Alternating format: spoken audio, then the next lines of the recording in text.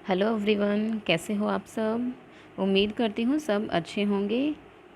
मैं प्रिया एक बार फिर हाजिर हूँ आपके सामने हिंदी से संबंधित कुछ विषय वस्तु लेकर। ओके, देखिए तो आपको स्क्रीन पे दिखाई दे रहे हैं 3 बंदर दिखाए गए हैं। ओके, तो एक बंदर ने अपनी आँखों को बंद किया हुआ है, एक ने कानों को बंद किया है, कानों पर हाथ रखा है, और तीसरे वाले बंदर ने मुँह पे हाथ रखा है। ठीक है, तो ये पहले वाला बंदर कहता है बुरा मत, एक सेकेंड, बुरा मत देखो। सेकंड वाला बंदर कहता है बुरा मत सुनो। कानों से हम सुनते हैं तो कानों पे हाथ रखा है, मीन्स बुरा मत सुनो। थर्ड वाला बंदर कहता है बुरा मत बोलो। ठीक है, तीसरे वाले बंदर ने बताया कि बुरा नहीं बोलना है।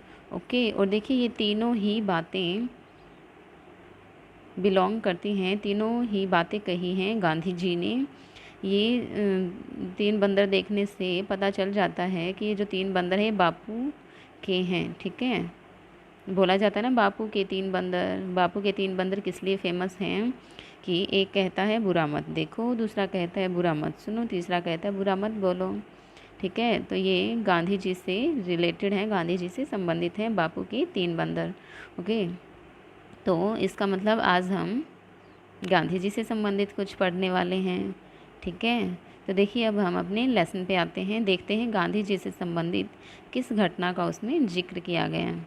ठीक है, देखेंगे उस लेसन में गांधी जी से संबंधित किस घटना का वर्णन है, किस घटना को बताया गया है।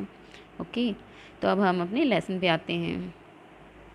देखिए चैप्टर नंबर 9, चैप्टर 9 स्वतंत्रता की ओर। तो देखिए लिखा हुआ है ना स्वतंत्रता की ओर, यानी कि ये जो लेसन है ये स्वतंत्रता की ओर कोई कदम है। ठीक है, स्वतंत्रता की ओर कदम है कोई गांधी जी का, कि उसमें उन्होंने क्या क्या किया था स्वतंत्रता के लिए। ठीक है, तो अब है देखिए ये बच्चा आपको यहाँ पे दिखाई दे रहा है, कुछ सोच रहे हैं ना ये।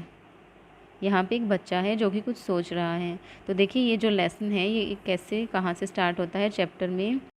ये जो है लेसन गांधी जी की दांडी यात्रा से संबंधित है, जहाँ पर वो नमक बनाने के लिए यात्रा निकाली थी उन्होंने। ठीक है, गांधी जी की दांडी यात्रा से संबंधित है, जहाँ वो नमक बनाने के लिए गए थे। और ये बच्चा यहाँ पर कुछ खड़ा होकर कुछ सोच रहा है। ठीक है, तो ये दांडी यात्रा से पहले की स्थिति है कि ये बच्चा कुछ सोच रहा है उस यात्रा के बारे में। तो क्या सोच रहा है वो हम इस लेसन में, इस चैप्टर में देखेंगे। ओके, तो अभी रीड करना स्टार्ट करते हैं, फिर हमें पता चल जाएगा कि ये सोच क्या रहे हैं। ठीक है, ओके, तो अभी यहाँ से पढ़ना स्टार्ट करते हैं। देखिए चैप्टर 9 स्वतंत्रता की ओर। हाँ जी, तो शुरू करते हैं। धनी, तो बच्चे का नाम क्या है, धनी। धनी को पता था कि आश्रम में कोई बड़ी योजना बन रही है, पर उससे कोई कुछ न बताता। वे सब समझते हैं कि मैं 9 साल का हूँ, इसलिए मैं बुद्धू हूँ, पर मैं बुद्धू नहीं हूँ। धनी मन ही मन बड़बड़ाया। हाँ जी, तो देखिए हमको पता चल गया ना कि वो बच्चा क्या सोच रहा था। उस बच्चे का नाम धनी था और वो सोच रहा था कि आश्रम में कुछ योजना तो बन रही है, लेकिन कोई मुझे बता नहीं रहा है। और बता इसलिए नहीं रहे हैं क्योंकि सबको लग रहा है कि मैं 9 साल का हूँ, इसलिए मैं तो बुद्धू हूँ, कुछ नहीं जानता, इसलिए मुझे कोई नहीं बता रहा है। ठीक है, तो वो मन ही मन बड़बड़ाता है, मन ही मन सोचता है। ठीक है, फिर है धनी। धनी और उसके माता पिता बड़ी ख़ास जगह में रहते थे, अहमदाबाद के पास महात्मा गांधी जी के गांधी के साबरमती आश्रम में।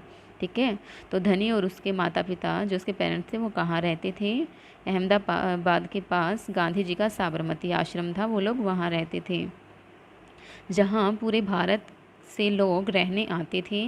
गांधी जी की तरह वे सब भी भारत की स्वतंत्रता के लिए लड़ रहे थे। जब वे आश्रम में ठहरते तो चरखों पर खादी का सूत काटते, भजन गाते और गांधी जी की बातें सुनते। ठीक है, तो धनी और उसके माता पिता साबरमती आश्रम में रहते थे, और जहाँ लोग दूर दूर से आते थे और वहाँ पे वही लोग रहते थे जो कि स्वतंत्रता के लिए लड़ रहे थे। ठीक है, और आश्रम में ठहरते थे तो गांधी जी को चरखों पर सूत काटते देखते, भजन सुनते और गांधी जी की बातें भी सुनते। फिर है साबरमती में, हाँ जी, साबरमती में सबका कोई ना कोई काम होता। खाना पकाना, बर्तन धोना, कपड़े धोना, कुएं से पानी लाना, गाय और बकरियों का दूध दूहना और सब्जी उगाना। धनी का काम था बिन्नी की देखभाल करना। बिन्नी आश्रम की एक बकरी थी। धनी को अपना काम बहुत पसंद था क्योंकि बिन्नी उसकी सबसे अच्छी दोस्त थी। धनी को उससे बातें करना अच्छा लगता था। ठीक है, तो देखिए कि अभी क्या बताया गया है। साबरमती जो आश्रम था वहाँ रहने वाले लोगों को कोई ना कोई काम करना पड़ता था, क्योंकि जो आश्रम था वहाँ पे रहने के लिए किसी से कोई किराया, कोई रेंट तो लिया नहीं जाता था। ठीक है, तो उसके बदले में वो सब काम करते थे जिसको जो भी करना आता था। ठीक है, तो खाना बनाना, बर्तन धोना, कपड़े धोना, ये सब काम, गाय और बकरियों का दूध धोना, सब्जी उगाना, ये सब काम करते थे। धनी का काम क्या था? धनी का काम था बिन्नी की देखभाल करना, और बिन्नी तो साबरमती आश्रम की एक बकरी थी। और धनी को अपना काम क्यों पसंद था? क्योंकि बिन्नी जो है उसकी बहुत अच्छी दोस्त बन गई थी और उसको उससे बातें करना अच्छा लगता था। ओके, अब आगे देखते हैं। उस दिन सुबह धनी बिन्नी को हरी घास खिलाकर उसके बर्तन में पानी डालते हुए, हाँ जी नेक्स्ट पेज पे, बर्तन में पानी डालते हुए बोला। क्या बोला? कोई बात ज़रूर है बिन्नी, वे सब गांधी जी के कमरे में बैठकर बातें कर रहे हैं। कोई योजना बनाई जा रही है, मैं सब समझता हूँ। तो देखिए बिन्नी से बातें करते हुए कहता है कि आश्रम में कोई योजना बन रही है, मैं जानता हूँ लेकिन मुझे कोई बता नहीं रहा है, मैं सब समझ रहा हूँ। फिर है बिन्नी ने घास चबाते हुए सिर हिलाया जैसे कि वह धनी की बात समझ रही हो। धनी को भूख लगी थी। कूदती फांदती बिन्नी को लेकर वह रसोई घर की तरफ चला। उसकी माँ चूल्हा फूंक रही थी और कमरे में धुआं भर रहा था। ठीक है, तो देखिए धनी की बात सुनकर बिन्नी ने अपना सिर ऐसे हिलाया घास चबाते हुए जैसे कि वो सारी बातें समझ रही है ना। हो सकता है समझ भी रही हो क्योंकि वो धनी की अच्छी दोस्त थी ना। ओके, तो कूदती फांदती बिन्नी को लेकर रसोई घर की तरफ चला जाता है जहाँ उसकी मम्मी खाना बना रही थी और कमरे में पूरा धुआं भरा हुआ था। अम्मा, क्या गांधी जी कहीं जा रहे हैं? उसने पूछा। खांसते हुए माँ बोली, वे सब यात्रा पर जा रहे हैं। यात्रा? कहाँ जा रहे हैं? धनी ने सवाल किया। समुद्र के पास कहीं। अब सवाल पूछना बंद करो और जाओ यहाँ से। धनी। अम्मा ज़रा गुस्से से बोली, पहले मुझे खाना पकाने दो। ओके, तो देखिए यहाँ पे क्या बताया गया है। धनी जो कि रसोई घर में गया था, उसने जाते ही अपनी अम्मा से पूछा कि गांधी जी कहाँ जा रहे हैं। तो उनकी अम्मा ने बताया कि समुद्र के पास कहीं जा रहे हैं, और फिर वो गुस्से से कहती हैं कि अब तुम जाओ यहाँ से, मुझे खाना पकाने दो। ठीक है, फिर आगे हैं। धनी सब्जी की क्यारियों की तरफ निकल गया जहाँ बूढ़ा बिंदा आलू खोद रहा था। हाँ जी, बिंदा किसी का नाम है, बिंदा चाचा। हाँ जी, बिंदा चाचा। धनी उसके पास बैठ गया। आप भी यात्रा पर जा रहे हैं? बिंदा ने सिर हिलाकर मना किया। उसके कुछ बोलने से पहले धनी ने उतावले होकर पूछा, कौन जा रहे हैं? कहाँ जा रहे हैं? क्या हो रहा है? ठीक है, तो देखिए धनी जो है सब्जी की क्यारियों की तरफ चला गया था जहाँ पर बिंदा चाचा नाम का कोई व्यक्ति था जो कि धनी के, जिनको धनी चाचा बुलाता था। तो पूछता है कि चाचा आप भी कहीं जा रहे हो?